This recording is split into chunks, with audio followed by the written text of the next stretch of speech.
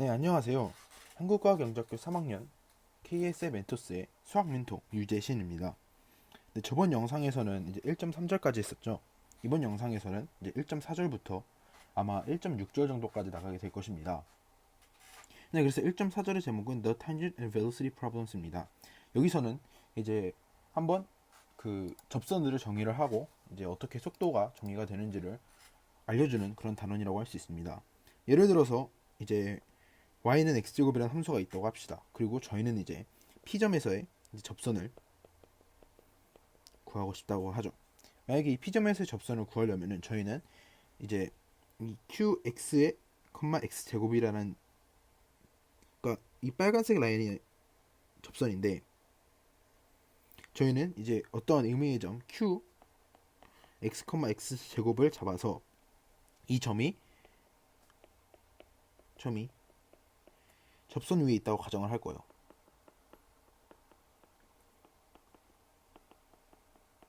정확히 말하면 근사죠. 근사 가정. 이렇게 가정을 하게 되면은 이제 다음과 같은 식으로 이 접선의 기울기가 나타나게 됩니다. 하지만 여기서 이제 아까 말했듯이 근사하고 가정이기 때문에 큰 차이점이 있죠. 바로 정확한 기울기가 아니라는 것이에요. 하지만 이 q가 qx, x제곱이 이제 p 1,1로 다가가면 다가갈수록, 가까워지면 가까워질수록 이 오차는 줄어들게 되고 결국은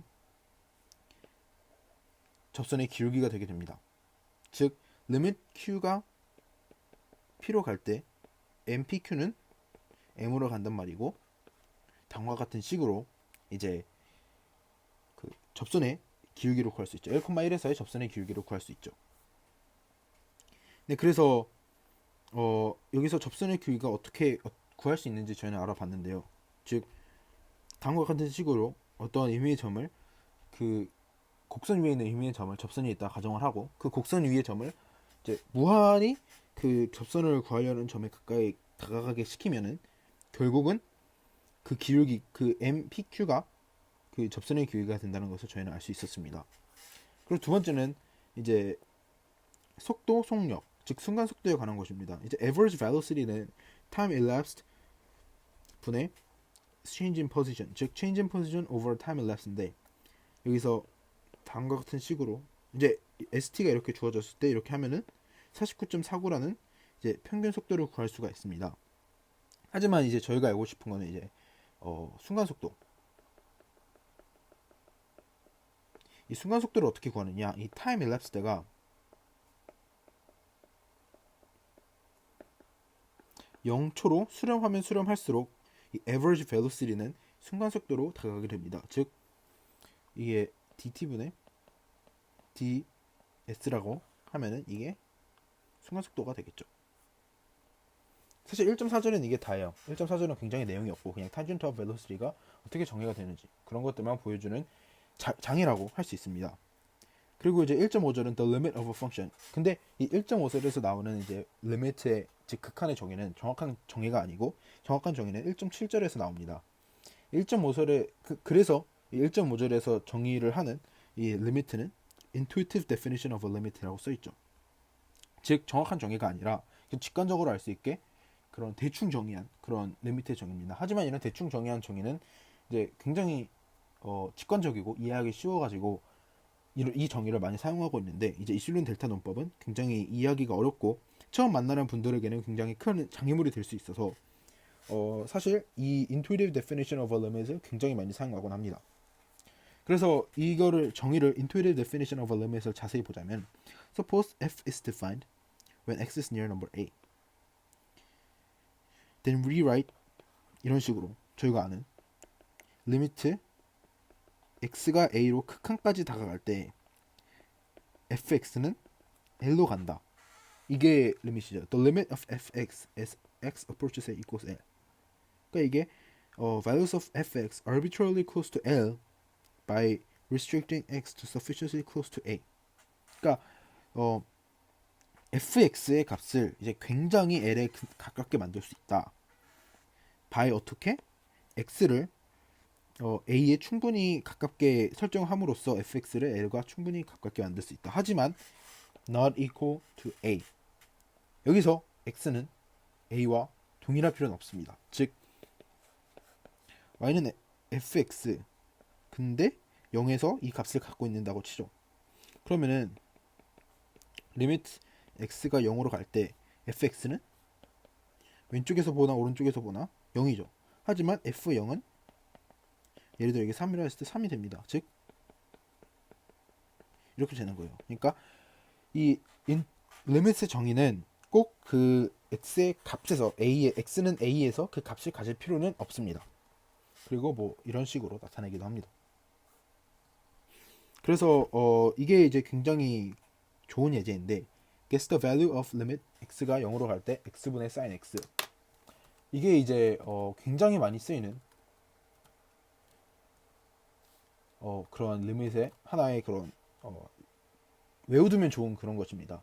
그래서 이거를 이제 한번 증명을 해볼 건데 한번 생각할 시간 30초 정도를 드리도록 하겠습니다.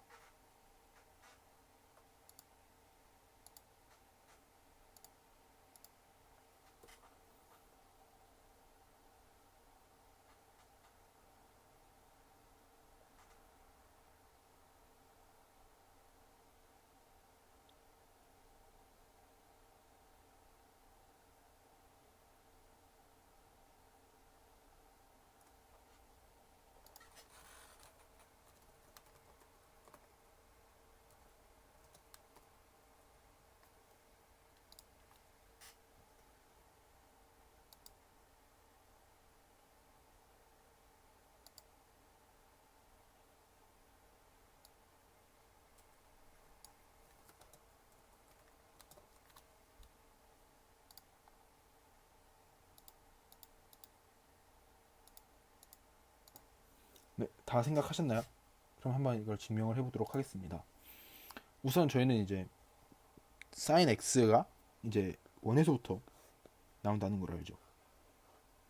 즉 여기 세타가 있으면은 이게 sin 세타고 이게 코사인 세타인 것을 저희는 압니다.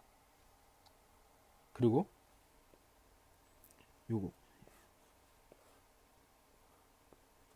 sin 세타 코사인 세타 탄젠트 세타죠. 이게 세타고요. 즉 이게 반지름이 1이라고 치면은 이게 세타가 됩니다. 근데 여기서 직관적으로 생각을 해보면은 이거 수학적으로 증명을 하려면 아직 많은 도구들이 필요하니까 여기서 직관적으로 생각을 하면은 어떻게 되냐, 이게 세타가 충분히 클 때예요. 근데 세타가 이제 작을 때로 가면은 이렇게 됩니다. 이게 세타고 이 호의 길이가 세타고 이 높이가 사인 세타고 이 높이가 탄젠트 세타입니다. 그리고 세타가 아주 작아지면은 이 세타분의 사인 세타와 세타분의 탄젠트 세타가 점점 같아집니다. 어디로? 1로. 이 정도로만 이제 증명을 해주시면은 괜찮겠습니다. 나중에 더 많은 도구들을 배웠을 때 저희가 좀 더 엄밀히 증명을 할 수 있을 것 같습니다. 그래서 이거는 되게 기억해주면 좋아요. 리밋 x가 0으로 갈 때 x분의 sin x는 1로 간다. 이거는 굉장히 기억해두면 좋고 유용한 그런 정리입니다. 그리고 이제 1.5절에서 one-sided limits를 또 배우는데요. 이제 저희가 그냥 리밋을 정의를 할 때 x가 a로 갈 때 이제 fx가 l로 간다고 했잖아요. 근데 저희가 이제 여기서 말을 안 한 게 이제 뭐 a가 있을 때 왼쪽에서 올지 오른쪽에서 올지 x가, 그러니까 왼쪽에서부터 증가해 올지 오른쪽에서부터 감소해 갈지 그거를 저희는 정의를 하지도 않았고 언급해주지 않았어요. 그래서 이제 저희는 one-sided limits라는 걸 정의를 하게 됩니다. 그래서 left-hand limit of fx as x approaches a as x approaches a from left is equal to L if we can make the values of fx equals less than a. 그러니까 즉 x가 a보다 작은 값에서 x를 a와 충분히 가까운 값으로 설정해서 fx를 l로 만들 수 있을 때 저희는 이거를 이제 좌극한이 존재한다고 말을 합니다. 그리고 여기서 이제 어떤 중요한 점이 나오죠. 만약에 좌극한과 그러니까 a-를 좌극한 a+를 이제 저희는 우극한이라고 부르는데요. 이제 이거라고 말할 수 있는 조건이 필요 충분 조건이 좌극한과 우극한이 L로 같은 값을 가져야지만 fx가 A에 다가갈 때 L이라고 말할 수 있습니다. 즉 이것이 이제 극한이 존재할 새로운 하나의 조건을 저희가 알게 되는 것이죠. 좌극한과 우극한이 같아야 된다. 다른 순간 x는 a에서 극한이 존재하지 않는다라고 저희는 말을 할 수 있습니다. 그리고 이제 intuitive definition of an infinite limit. 그러니까 이게 x가 어떤 값으로 다가갈 때 꼭 어떤 한 값으로 수렴해야 된다는 그런 조건은 없었잖아요. 이제 그런 없었습니다. 이제 그런 조건이 없었기 때문에 저희는 이런 x가 a로 다가갈 때 무한대로 간다는 그런 이제 새로운 식을 세울 수가 있죠. Means that the values of fx can be made arbitrarily large by taking x of x equals to a but not equal to a. 이렇게 됩니다. 즉 이것도 이제 나중에 1.7절에 가면은 굉장히 정확하게 엄밀하게 입실론 델타 논법으로 새롭게 정의를 하겠지만 지금 현재로서는 그냥 x가 a로 갈 때 무한대로 간다. 예를 들면은 뭐 y는 로그 ln x에 이제 함수가 있겠죠. x가 0으로 갈 때 fx는 마이너스 무한대로 가는 이제 이런 게 하나의 infinite limit의 하나의 예가 될 수 있겠죠. 그래서 뭐 이런 식으로 표현을 하곤 합니다. 네, 아까 말한 ln x의 경우가 이 경우가 되는 것이겠죠. 그리고 이제 저희가 이제 이런 infinite limit을 정의를 했으니까 이제 새롭게 등장하는 개념이 vertical asymptote예요. 이걸 한국말로 번역하면 이제 수직 점근선이라고 얘기를 하는데 이제 아까 말한 ln x의 경우에서 이제 이 a가 0이잖아요. 즉 x는 0이 vertical asymptote, 즉 이 선에 이 ln x란 그래프가 무한히 다가간다는 거예요. 근데 절대 그 값은 될 수 없는 게 이게 이 값으로 가면은 무한대가 되기 때문에 그 무한대의 값은 절대로 돌아갈 수 없기 때문에 이거를 vertical asymptote 수직 점근선이라고 부릅니다. 즉 이 6개의 조건 중 하나만 만족해도 그거를 이제 vertical asymptote라고 부릅니다. 그리고 이거는 이제 여러 가지 그래프를 그릴 때 파악하는 것이 굉장히 중요해지게 됩니다. 1.6절에 이제 calculating limits using the limit laws인데요. 즉 이러한 이제 여러 가지 limit law가 1.6절에 나와 있어요. 그래서 이런 limit laws를 활용을 해가지고 이제 저희는 이미 알고 있는, 즉 아까 했잖아요. 아까 구한 이 이미 알고 있는 어떤 하나의 리밋 값을 이용해서 이거를 어떤 변형을 통해서 새로운 어떤 식의 리미트 값을 구할 수 있다는 게 1.6절의 중요한 내용입니다. 그래서 이러한 변형들을 저희는 이제 배우게 될 거예요. 어떤 변형이 충분히 가능하고 어떤 변형이 불가능한지 저희는 1.6절에서 배우게 될 것입니다. 그래서 이제 처음에 나와 있는 5개가 Suppose that c is constant and the limits exist.